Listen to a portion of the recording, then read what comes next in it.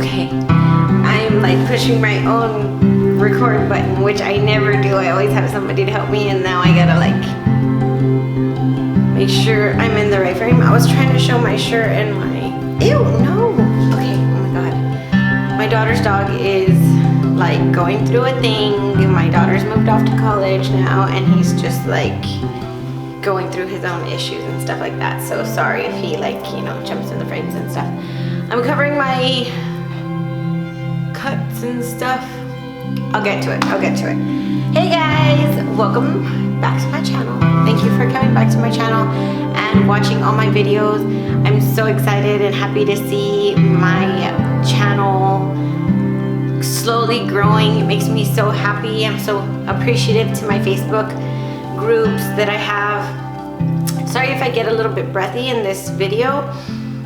I think I'm still trying to get my body up to a therapeutic level with my medicines. I mean, I'm sure it's already back to where I was supposed to be, but my body really took a hit after what happened in the last video. If you haven't seen the last video, you probably won't even understand this video, so I'll link it in the description box below so that y'all can go check that one out before you watch this one, because this one won't make any freaking sense at all but if you watch it. But anyway, getting back to what I was talking about. Yes, how am I doing and how am I feeling after that catastrophic event? Emotionally, I'm doing really good. I'm okay. There for a few days I was frazzled. I think it's about 7 days out, maybe 8 days out since I you know, my line had the issue and stuff like that. And emotionally, I'm doing good. I'm on the road to recovery, and I'm really in recovery right now. I'm not doing a lot of walking or pushing my body. I still feel myself getting like breathy, you know, when I talk, and like I'll talk for like a long period of time, but then I'm like, okay, gotta kind of catch my breath and stuff like that. Let's talk about how I'm feeling physically. It effing hurts so bad getting everything done. If you've never had any issues with your line and you've never had any experiences with that before, you were in the same category I was. Now I'm on the other side of that fence, and I've had like serious issues and like dramas happen with it, which I've never had to experience before. So I'm like a more veteran soldier dealing with this IV therapy thing, and it is an experience. When my line got detached, I was bleeding out on the bed. The coagulation of the blood just is what saved my life, and that is what clogged the tubing from the bottom, the very tip of the tube, all the way through the tube, all the way up into my heart. The whole line was coagulated and had the blood clot all the way through. So that's why they weren't able to repair the line or do anything like that or shoot medicine. And if you've never had, you know, any issues and you're new to the IV therapy, this is more for you. If you've already had issues and you're a veteran, you totally get what I'm talking about and stuff like that.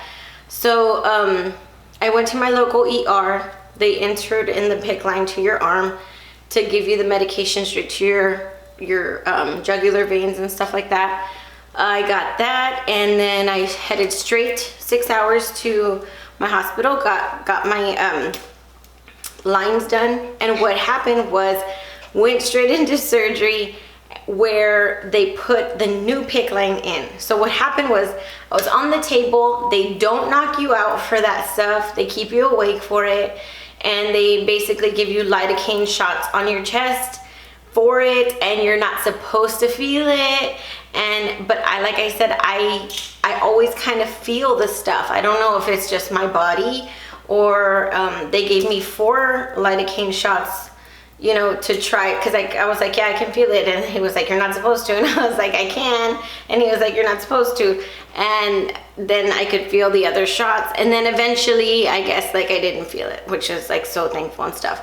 So they put in the new line, which is a single lumen line. It's purple. It's purple, which is cool. And with all the chemical stuff that they put on to like clean your body, the iodine, all that stuff, and they put the patch on the top, I got like a chemical burn around the sticker. So it's not on it, but it's around the sticker. And later I'm gonna go ahead and insert like closer pictures at the very end of the video, because if people don't want to look at that stuff, like, you know what I mean, I totally get it. You could just like click off the video and you won't have to look at that stuff. But if you want to see like closer images of it, like I'll put it in the video at the very end, so you can just like click off run.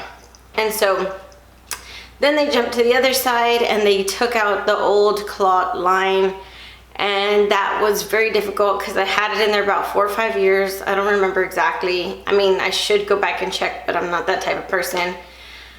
And it was so stuck because I had it in there for so long with no issues that I had a lot of scar tissue. So they had to do like some other incisions to get it up and out. So that was very horrible and not fun too. So, and mind you, I'm awake the whole time that they're saying these things and talking about it, you know, and pulling it out, and you can like see, I mean, not see, but like feel, you know, I'm not a panicky person, and it doesn't really, like, I'm not like, oh my God, I'm just like, I get in a very zen place, like almost a meditative state, as if like I'm just in the full state of allowing whatever's gonna happen to happen. And so I'm not the kind of person that's like scared or panicky or anything like that when, you know, crap goes down. So it is stressful. It's not easy. You're fully awake. You can hear what they're saying. You can hear everything, and you can, you know, feel tugging and stuff like that. So yeah, it's not fun. It's not a cool experience, but everything's feeling great, and that's all I care about, and I'm very thankful for, and I'm very blessed for, you know, doctors that have awesome hands to be able to do this kind of stuff, because without those kinds of doctors and people on the planet, I wouldn't be here. So yeah, that's what happened. That's what I got. I am wearing these little skimpy shirts. That kind of hurts. It hurts because, so I got my like day surgery. Well, I say day surgery because you go in, and then I got to go home later in the evening after recovery, a few hours and stuff like that of, you know, them watching me. I got to go home, so I consider it kind of a day surgery or whatever.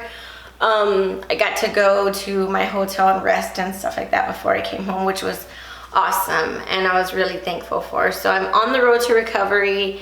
It really, really hurts, and yesterday was the first day that I went without any kind of, I get tramadol for the joint pain, headaches, body aches that come with the pH. Like I said, I wasn't given any pain med as a as a discharge from the hospital. Discharge, not diagnose. As a discharge from the hospital, they didn't say like, hey, here's 3 pain med, like for 3 days, take it or nothing. Like, no, I didn't get nothing at all.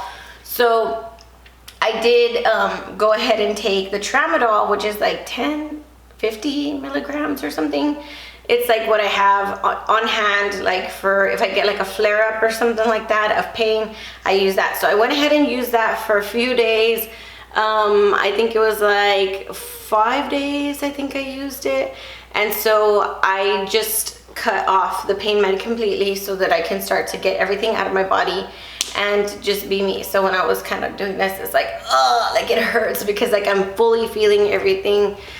Because the pain meds, I am very conscious of the fact that they're addicting things, and pain meds make you feel good. They make you freaking feel way better. So it's like, you have to make sure and get off your pain med anytime you have a surgery, or, you know, you have a flare up of pain and you take your medications and stuff like that. Yes, listen to the doctor, but be mindful to yourself, mindful to your own personal entity on the planet, that you need to make sure and take care of your body and not let yourself to fall into any kind of addiction with these pain meds, because it is rampant and it is needed for people like us. You need those medications time to time.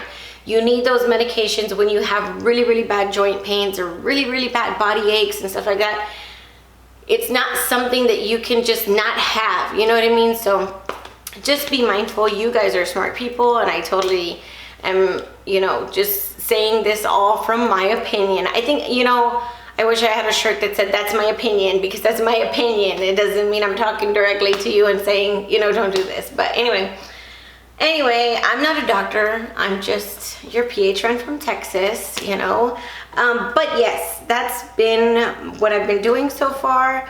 I went ahead and put on all my makeup and my hair because I'm sitting at home recovering like this, and I'm like, what do I do? Kind of bored sometimes because I am not doing my treadmill. I'm not cooking right now. I'm not, see, like, I can feel myself get a little, I'm not going to the store right now. I'm not doing my little grocery runs.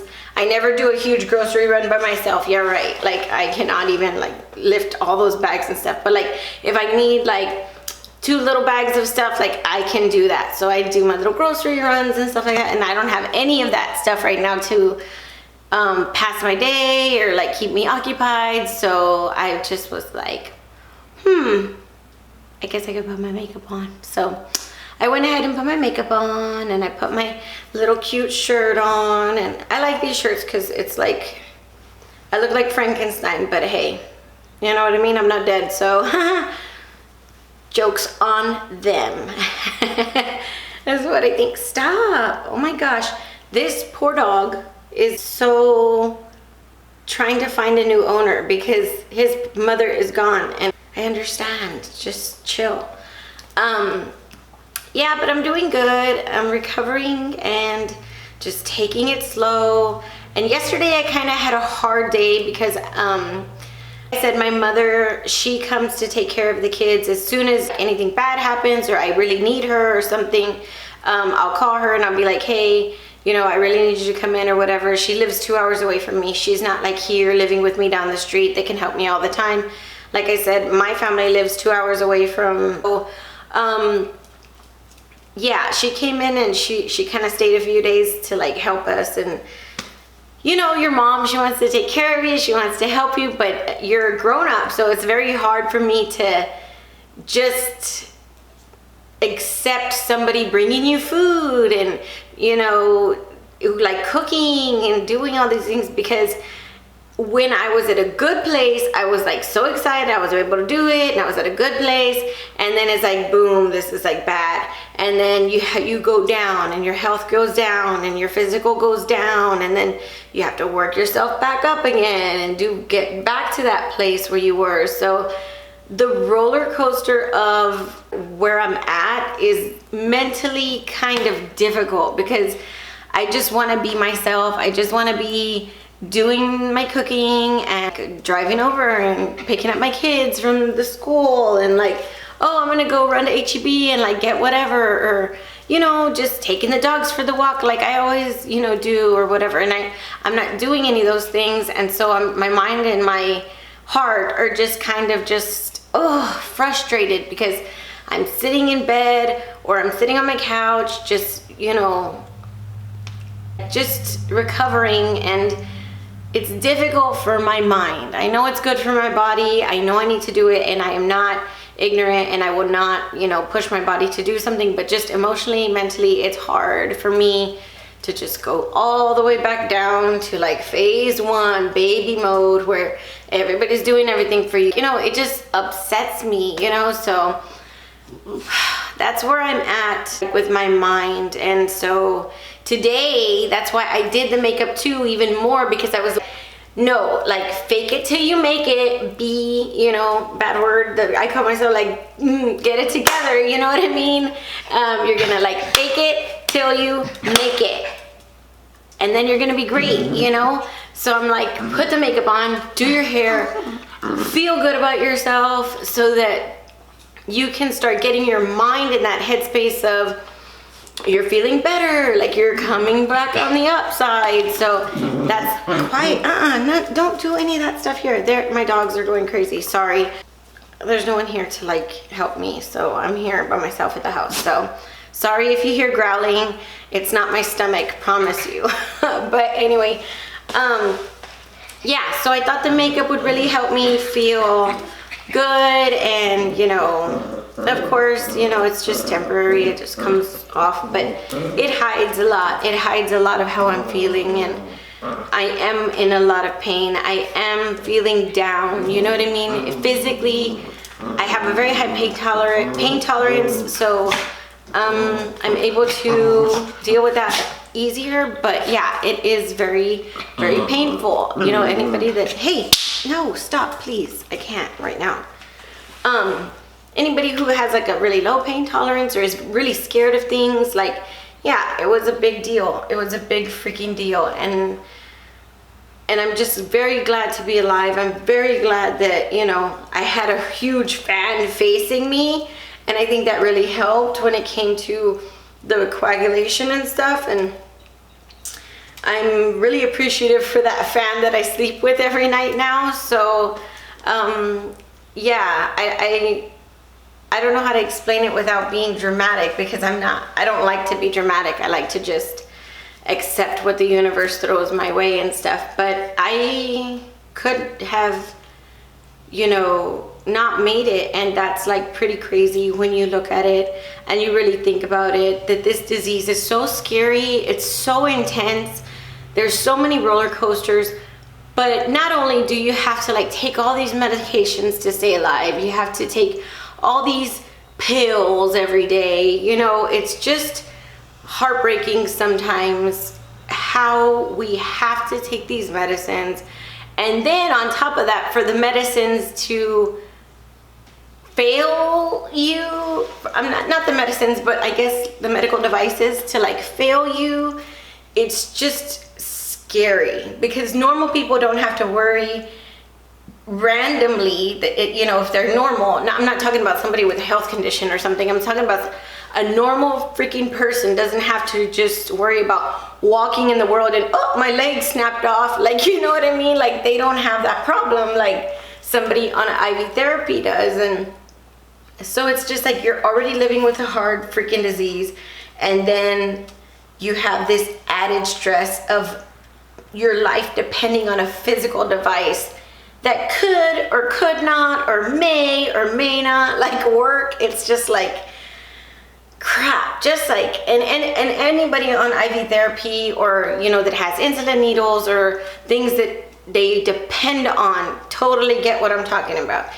And PH is just one of those diseases that's super intense and has high highs and low lows, and it just really sucks, you know. So that part I am all aware of, and I share with anybody, you know, that asks me questions about, you know, how I'm feeling and stuff like that. I'm a Gemini. That's why I'll look like poop sometimes, and then sometimes I look okay, and then sometimes I look like, you know, I want to be a beauty guru or something crazy or whatever, because Geminis like have quick changing, you know, attitudes and stuff like that. But we also are very good communicators. We're the communicators of the zodiac, and so that's why I always try to communicate how I'm feeling for you guys, so that y'all don't feel alone, because you're not alone. Like, I'm living this life with you guys. And also too, I like to always throw something in there for the family of people with chronic illness, and kind of like just a thank you to all of you caregivers out there. We're so thankful for you guys. And dealing with PH mentally and emotionally is a very hard, aggressive job. And that's what I tell my family, is like, sometimes I'm super aggressive and I'm super fiery certain days, but it's because mentally I'm fighting this disease super mentally aggressively. Aggressive, I mean to say. I'm fighting this disease super aggressively in my mind. I don't know. Does that even sound right? Do you get what I'm saying? So, and sometimes it's hard to transition from that to just normal mom self and your soft, normal wife self, just speak to your husband. And I'm not talking about like talking to him aggressively, like upset or angry. I mean just the frankness, sometimes the finesse, the softness of how we speak or how we look at things is lost because our aggressiveness towards this disease, towards our daily battle, transitions over like that. But when you have a disease like us, we are very just frank about those things because they're very fixable things. People in the world that are what I call the normals, a lot of people's problems are very fixable problems. And people with chronic illness, diseases, lung disease, terminal lung disease, no cure, stuff like that we deal with, there is no fix for it. Do you know what I mean? And since our disease is really rare, it's like even more difficult to find, you know, there's not like tons and hundreds of thousands and millions of people that understand it and know about it and are aware of it and are trying to give funds to like create medicines for it. So it's just a different way of thinking. And if ever your PHer is aggressive or something like that, that's probably why. Just communication is always the best thing, and communication is always something you should try with anybody, even if it's not chronic illness people, even if it's just regular people. Saying exactly what you feel and exactly what you think. Hey, today you were talking to me super aggressive and I get it. Like, are you in pain? Like, you know, are you feeling like shortness of breath? Are you feeling, you know, like for diabetes, like is your blood sugar low? Like, communicating with calmness, not aggression, is like so helpful. So, you know, how to go about it. But yeah, that's my advice for family members with PH, or family members that deal with us and stuff like that. If y'all have any questions or just anything y'all want to say, you can put it below. Or if you have like questions about my recovery and stuff like that, put it below. But I'm gonna go ahead and wrap up my video. And it's just mainly to tell you guys that my healing is going well. I feel like I'm grabbing my boobs. My healing is going well. I have this new one. It's really short.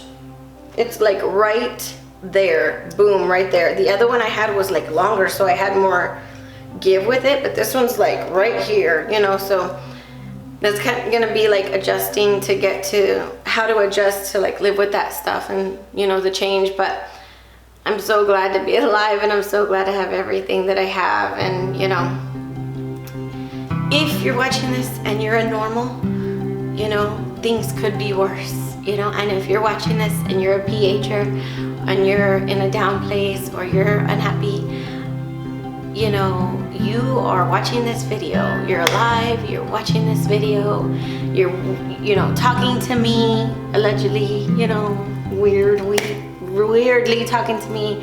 And even just doing that is a gift. Everything that we have in life is a gift, so let's not forget it. And let's not, oh, he's like, I'm a gift, I'm a gift. You're a gift. Let's not forget to, you know, just find joy in every moment. Find joy in every single second that you have. When your kids come home and everything's noisy and the dishes are dirty and your dogs are growling at each other, just find joy that you're alive to be able to hear those things. You know what I mean? So thank you for watching my video. I appreciate everybody that watches them and it shares them. I'm trying to grow my channel so that we can have, you know, more platform for us to share our experiences. And oh, the other thing, sorry, this is like, maybe I can like edit it to put this somewhere. I don't know, maybe I'll just say this, like, catheters coming out is more common than I thought. I love sharing with my Facebook group that have a women Facebook group. I have men and women, you know, anybody that has PH and family members of PH. There's Facebook groups online. Go to them, you know, if you're looking for support and stuff like that. I strongly, you know, recommend them. And a lot of people have had these issues with their IV therapy. It's more common than you'd think, which was comforting to me because I was experiencing it for the first time. And a lot of the veterans in there were like, yes, this happened to me. Yes, this happened to me before. And that was really comforting to me that they were able to share their stories with me. and, you know, empower me that, you know, people can live through this and it's not, you know, as freaking crazy as, you know, we think it is. If you're dealing with IV therapy, we're opening ourselves up to all these other issues, and it's more common than you realize. So anyway, that's all I gotta say for today, and I'm gonna stop talking, I promise, because I can keep talking forever, but I'm gonna stop. Thank you for watching my video. Please subscribe below. Please put a heart in the comment section if you watched my video, or whatever you want to put emoji in the comment section. I appreciate you.